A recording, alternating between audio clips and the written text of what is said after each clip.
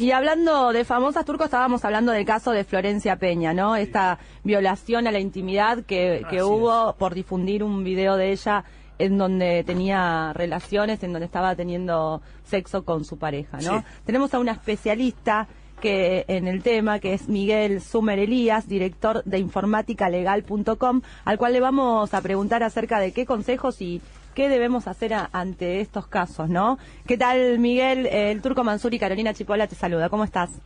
Hola Carolina, Turco, ¿cómo le va? ¿Qué tal? Buen día, Miguel. Buen día, Miguel. Aquí otro turco. Otro turco. Ah, mira. Sí, con ese apellido. Contanos un poquito en qué te especializás, cuál es tu trabajo. Especializaciones en Derecho Informático, que es toda la parte legal de Internet, de la tecnología, de la informática, desde muchos puntos de vista, en este en particular, analizando cuestiones de seguridad informática, de privacidad, de cibercrimen, de pedófilos en Internet. Es muy amplio el tema, muy apasionante también, por cierto. Volviendo al tema de Florencia Peña, ¿no? ¿Ante qué situación, en qué caso, o sea, cómo podemos evitar que se filtren en nuestras computadoras? Más allá de que tengas un antivirus. Claro, es un tema ¿no? Porque tengamos en cuenta algo, nosotros somos la primera generación de la historia que tiene que lidiar con toda esta revolución digital que cambió definitivamente nuestra cultura y nuestra forma de tratar y manejar los datos, las filmaciones, las imágenes. Pues fíjate que hasta hace no mucho existían los rollos de fotos y recuerden cada uno de nosotros la vergüenza que nos daba ir a revelar un rollo porque tenía alguna que otra foto subida de tono. Claro. Hoy ya esa barrera se derrumbó y con los teléfonos que todos tienen, ya es un equipo. Claro, que antes por ahí era lo que vos decís, con los rollos uno como que seleccionaba más las fotos que iba a sacar, y hoy en día al ser digital sacás miles de fotos. Claro. Y esto está sumado a una masividad en el uso de estos aparatos y un desconocimiento total de cómo usarlos bien, porque ten en cuenta que al ser de esta primera generación nadie nos enseñó cómo usarlo bien, o sea, ni nuestros padres, ni nuestros docentes, ni el gobierno, ni los medios de comunicación. Entonces estamos pagando un poco el precio de toda esta forma de actuar culturalmente diferente. Entonces ahora se están viendo estos temas, nos sacamos fotos de todo tipo, no tenemos seguridad en nuestras máquinas, no tenemos seguridad en nuestros celulares. Hablando de eso, de la seguridad, ¿te pueden hackear a la distancia? O sea, ¿se pueden meter en tu máquina y sacar el contenido, así no tengan acceso a tu máquina desde tu casa, desde otro lado? No, a ver, si vos tenés una máquina conectada a Internet, el porcentaje de que te roben la información es altísimo. O sea, sobre todo si tu máquina es una máquina familiar, si la usa tu papá, tu abuelo, tu hijo, es una máquina con altísimas, por no decir un 99% de chance de que esté infectada. Y eso corre altísimo riesgo de que te puedan controlar o acceder a esa información de forma remota. ¿Qué pasa si no está conectada a Internet? Y no, las chances de que te accedan remotamente son casi nulas. ¿Por qué? Porque tendrían que existir otro tipo de técnicas. Claro. Por ejemplo, la persona que quiera acceder a esa información tiene que ir al lugar físico donde está la máquina. Digamos, no hay otra forma. Claro. Ahora, Miguel, tomando el caso puntual de lo de Florencia Peña, que es algo que a mí, cuando escucho las declaraciones de ella, me genera cierto desconcierto, es que ella da por sentado de que ese video lo tenían perfectamente guardado, daba la sensación de que no estaba colgado en ningún sitio de Internet y que no entiende cómo se pudo filtrar. La pregunta concreta es, digamos, completando la que te había hecho Carolina recién, si yo guardo ese video en mis documentos, en videos o fotografías, en mi máquina, si alguien físicamente no viene a reparar, o yo no llevo esa computadora o ese celular a que un técnico lo revise, ¿existe alguna manera de que sea robado de ese sitio mío exclusivo de mi máquina, que es mis documentos, a distancia? Si la máquina no tiene ningún tipo de conexión a Internet, pero de ningún tipo, y la respuesta ya te diría que no. Cuando vos decís sin conexión a Internet es que yo no esté navegando. No, no solo navegando, sino por ahí muchas veces no estás navegando, pero tu máquina está enchufada a un cable módem o a un router. Ah, correcto.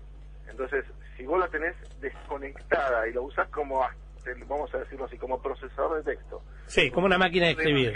Como claro, una terminal así sin conexión al mundo exterior, y la verdad que por una cuestión más matemática te diría que no, pero todos vivimos conectados. Claro. Sí. Claro, todo el que tiene una computadora en su casa está conectada a alguna red Wi-Fi o a un módem. Claro. Entonces, ahí sí existe la posibilidad de que te saquen, de que te roben eso. Posibilidad porque no hay cultura de proteger o de implementar medidas de seguridad en las máquinas. No hay una cultura, esto no se aprende en el colegio, no se aprende en ningún lado. Tengan en cuenta que cambió también el paradigma. Siempre lo digo en las charlas.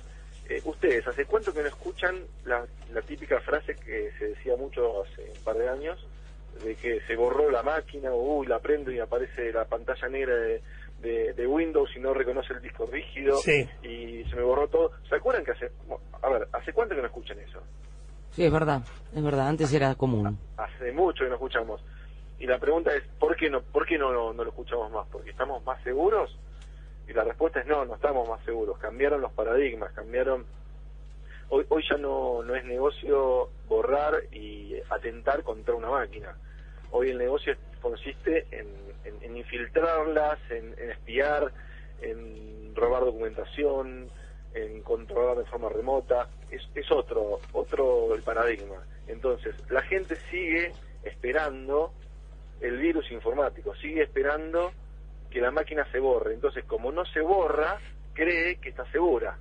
Claro. Por eso siempre decimos que la seguridad informática es una sensación, como diría. O sea que los antivirus y todos esos programas no te sirven de nada a la hora de que si te quieren robar información de tu máquina.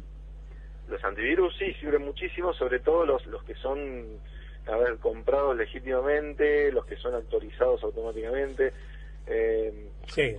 Importa no solo un buen antivirus, sino también actualizar todos los software que uno tenga en la máquina. ¿Vieron cuando uno prende la máquina? Sí. Aparece actualización del flash, actualización de... Y uno generalmente lo desestima esas actualizaciones. Claro. Yo diría que no lo hagan, que es tan o más importante que el antivirus. Ahora, ¿no hay nada que te mande una señal como que están robando información, por ejemplo? Hay software, hay lo que se llaman los firewall, que son hoy por hoy vienen los firewall, sí, los cortafuegos, son programitas que vienen incorporados en los antivirus, y uno puede de alguna forma controlar el tráfico saliente y el tráfico entrante. O sea, puede controlar y puede ver si alguna IP o alguna máquina está queriendo interactuar con nuestra computadora, y poder bloquear esa interacción. Pero bueno, como digo, estamos hablando hasta medio en chino, ¿no? Claro. Porque... pero a veces, Miguel, soy Sonia Renison, ¿cómo estás? A veces en la máquina te da el registro de salientes y entrantes, Sí. que uno no lo sabe leer, obviamente. Claro que no. Pero es algo que te muestra así como cuánto salió, cuánto entró, y decís, no entiendo nada de estos números. ¿Ahí queda registrado si alguien se llevó información tuya? No, para nada. No, y otro detalle, yo desde que tengo uso de memoria en los últimos 20 años trabajo con equipos sumamente conectados a internet y en computadoras, ¿sí? En red, ahora, digamos. nadie de las 60 personas con las que convivo diariamente tiene la especialidad y la capacidad para espiar en la máquina de al lado. Es más, cada vez que tenemos un problema en una de las máquinas, te diría que es sumamente complejo y difícil de cómo hacerlo, ¿sí? Para resolverlo. Bueno, yo te voy a desafiar a lo siguiente, y esto es lo que hacen sobre todo los chicos, hasta de primaria, te digo. Van a YouTube, le hacen la pregunta a YouTube o al mismo Google y le preguntan cómo hackear o cómo crear un troyano nuevo. Entonces hay tutoriales en YouTube, pero los que quieras, si querés probar hacerlo ahora, estoy casi haciendo apología del delito, y te explican gente que se dedica a explicar cómo hacer en 5 minutos un virus, un troyano, o cómo infectar una computadora en 3 pasos. Está bien, pero para sacarte información de tu computadora tenés que saber bastante. Te diría que no tanto. Mira vos. No se cree. Y hoy porque se estigmatiza al hacker, se lo mistifica al hacker. Y, digamos, hacker es un concepto muy abstracto, ¿no? En definitiva es cuán profesional sos a la hora de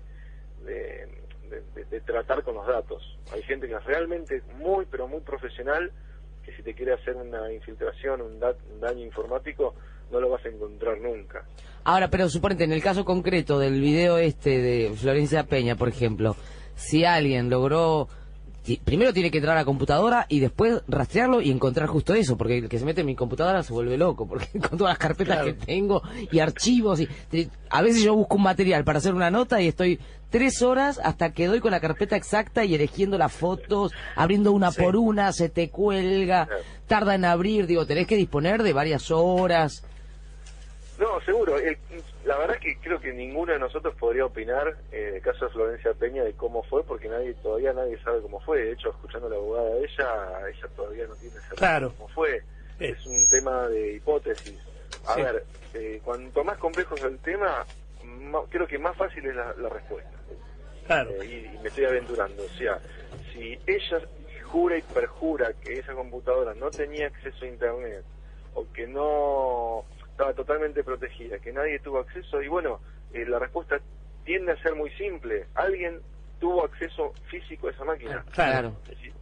A ver, entonces quedan 2 opciones. O tuvo acceso físico en la casa de ella, o cuando la máquina salió de la casa de ella. Si ella está diciendo que la máquina la llevó a arreglar, y yo creo que Alcoyana. Claro. Miguel. Sentido común. Sí. Vos recién mencionaste una cosa que me impresionó, respecto de los antivirus.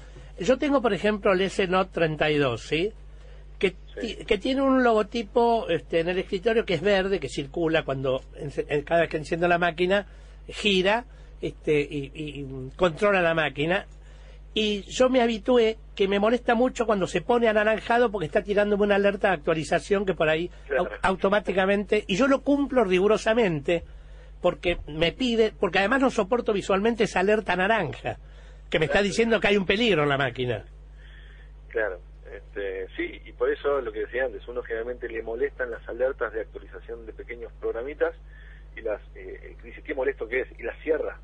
Y ni hablar de si la mayoría tiene Windows, está lo que se llama el Windows Update. Update, que también lo tengo que aplicar cuando me pide esto. Claro, el Windows Update es, te diría, más importante que el antivirus. Sí. O sea, es tener parcheado toda la computadora. Imagínate que tenés una casa con ladrillos y hay algunos ladrillos flojos que no tienen cemento suficiente. Bueno, lo que hace el Windows Update es volver a ponerle cemento a esos ladrillos. Claro. Y si vos no tenés cemento ahí, la gente se mete por ahí. Es prueba y error permanentemente. Es fundamental hacerlo. Y sobre todo dejarlo de forma automática. Inclusive esto que te comentaba del antivirus, que después me pone que está en máxima protección, pero sigue marcándome naranja porque yo no fui al Windows Update, que me ordena que vaya.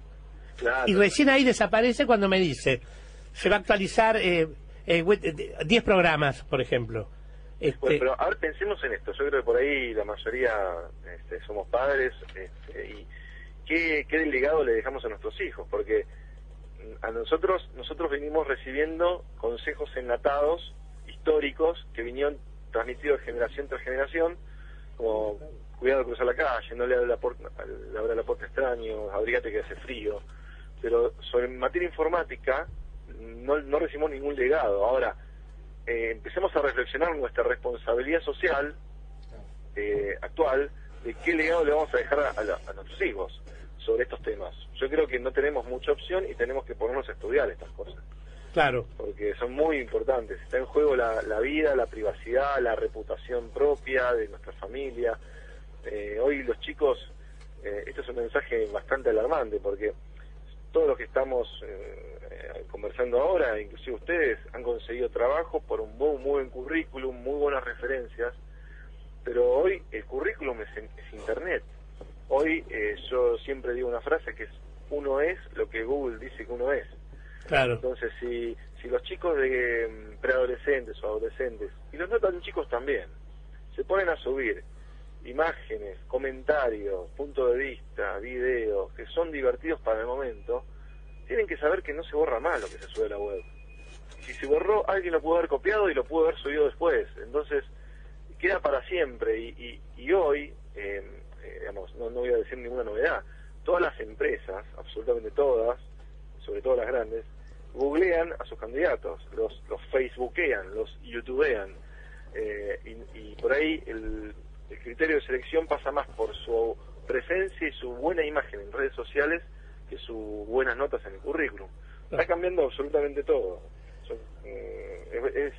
Es largo y apasionante el tema. Claro. Ahora, Miguel, última pregunta por mi parte. Hace poco tiempo el grupo Anonymous de hackers difundió para probar la vulnerabilidad de la información que se juntaba en la tarjeta SUBE, la que usa todo el mundo para tomar el colectivo, sí, para viajar, y difundió el listado de un montón de personas y el recorrido que hacían todos los días para probar. Esto derivó en que el ministro Randazzo diera una orden después de limitar el acceso a esta información, que lo hicieron con la idea de guarda, porque toda esta información que uno tiene inocentemente cada vez que pasa la tarjeta, cuando toma un colectivo, va a algún lado y alguien puede acceder a esta información.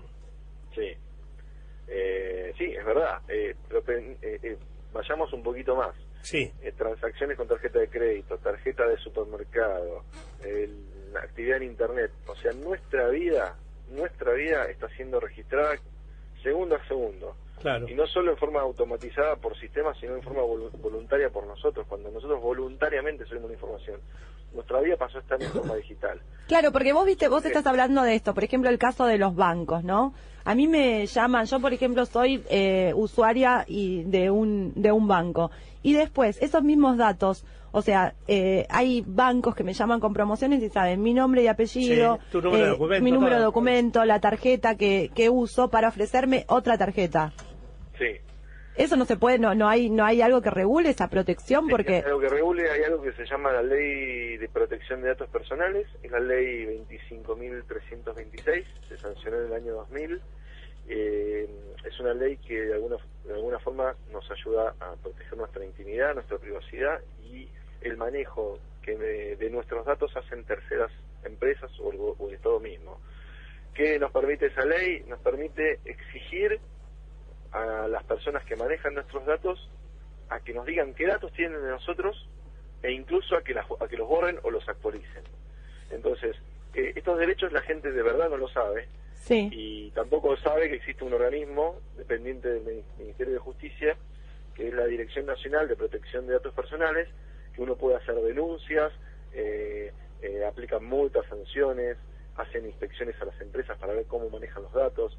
O sea, en el caso que vos me preguntaste del banco, sí, vos tenés, en algún momento en esos contratos de hoja biblia que uno firma, Sí. de adhesión, habrás puesto una autorización para que te envíen promociones. Algún clic cuando te diste de alta en el home banking. No sé, en algún momento te diste de alta.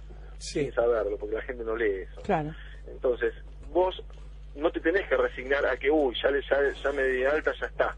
No, vos tenés el derecho constitucional, pues inclusive está en el artículo 43 de la Constitución Nacional, cuando habla de la Vías Data, tenés el derecho constitucional de que te eliminen de esa base de datos, sobre todo si la base de datos es de marketing y publicidad. Perfecto. Tienen 5 días para hacerlo. 5 días, perfecto. Sí, Miguel, sí. te agradecemos la comunicación y te tenemos que saludar. Ah, muy bueno lo que nos Saludos, contaste. Sí, ¿eh? Sí. Un fin de año y mejor comienzo de 2013. Igualmente, Miguel, un abrazo Bueno, grande. felicidades. interesantísimo, ¿no? Sí, Todo lo que se sí, aprendió, porque hay Esta cosas última que- parte es genial, que para uno- todo el mundo, Sí. es un servicio a la comunidad. Sí, que uno ignora y viste y no sabe si te encontrás desprotegido y realmente no hay un vacío legal, Sí. como decía Miguel acá. Bueno, hablábamos con Miguel Sumer Elías, director de informáticalegal.com.